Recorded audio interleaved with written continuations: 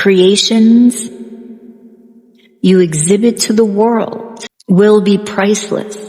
So fear not the blocks, the fears set before you, as overcoming them is as easy as connecting with your heart,